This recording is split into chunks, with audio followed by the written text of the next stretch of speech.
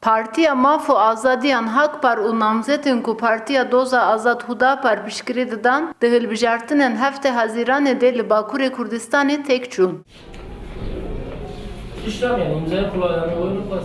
Dengên Hakparê li Amedê ji hezarî zêdetir kêm bûn. Dengên Hudaparê jî li Amedê ji 10,000 zêdetir ketin.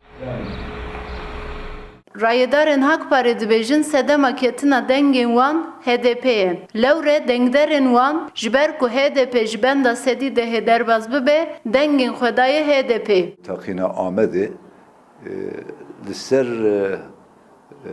dengdarê me jî ew çêkirin. Bandorek çêkirin.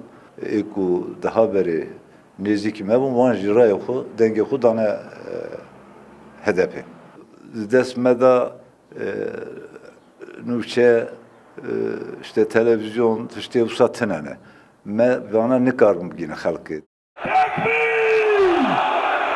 Rayedarên Hudaparê jî ji ber kêmbûna dengên xwe HDP suçdar dikin û dibêjin ji ber kêmbûna derfetên aborî wan nikariye dengê xwe bigihînin hemû hilbijêran. Önceki seçimlere göre tabii beklentimizin altında.